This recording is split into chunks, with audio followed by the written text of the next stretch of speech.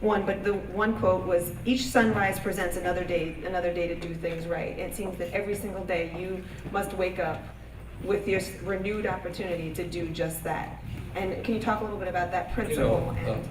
My book is based on principles that I've been studying for many years, that are etched inside me, that were taught me by the preachers that in the Sunday school that I was sent to and by my mother. And they're not new principles. There's nothing new. We all know that we got to get up every morning and try to put on a game face, and that should be a happy face. We should go out there smiling, and we should try to wake up and decide on what we're going to give as opposed to what we're going to get.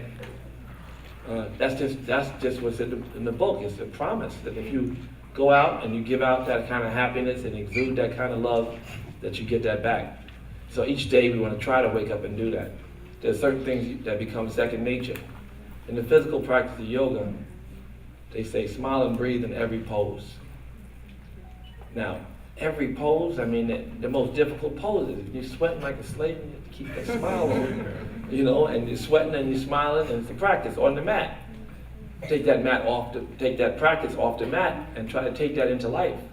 To try to have an attitude that's inspiring and uplifting, and try to keep a smile on, despite what might not be the plan. So look at this twist. Let me figure this out.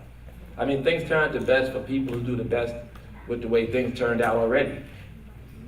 So we have to take each second as a renewed opportunity, if we can. And the practice is to remember.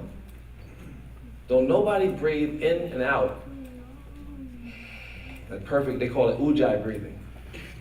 And nobody has a perfect ujjayi breathing and then puts their pose perfect and aligns all the bricks in their body and has their mind set on the infinite, on God, for an hour and a half, every pose. Because all that faking, all that fronting, the next thing you know, bam, you're enlightened.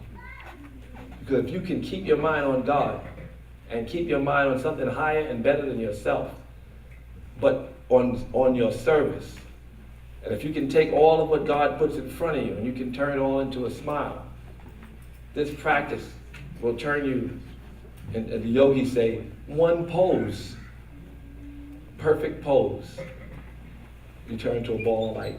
They say in the Hatha Yoga Pradipika that if you get it right once, even in the sitting pose, even in Padmasana, in the meditative pose, and then you're sitting and all the bricks are aligned and the breath is in and out, and God and all that aligns, it's not enlightened for a second, it's stuck on stupid. It's like always smiling forever. This Christ consciousness, this heaven on earth, it's promised. But when? And the effort. And if you don't believe in the miracle or the mysticism that is in all the religions, that Christ consciousness, that Jesus Christ said, all these things I do, you can do, and even greater. That, you are a miracle worker, that you have this Christ consciousness in you if you can reach for it. That I'm here just to show you to do it.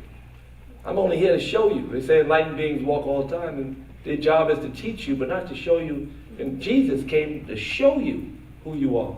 Some believe that. Some Christian preachers will preach that. Well, in yoga, the 4th chapter is all about samadhi, the state of union with God where you are a miracle worker. So there's nirvana, no more suffering for the Buddhists. There's taqwa for the Muslims. In the Kabbalah, the Jewish faith, in the Kabbalah books, there is this mysticism. Whether you believe in the mysticism or not is not that important to me. You don't have to believe you can achieve this union with God. But you got to believe that the road to enlightenment, and this might just be the good hook for y'all, the road to enlightenment is filled with riches. You may not need them, but they're going to keep coming. Because this happy giver, this happy servant, who studies his craft, who's a good giver, becomes a great getter.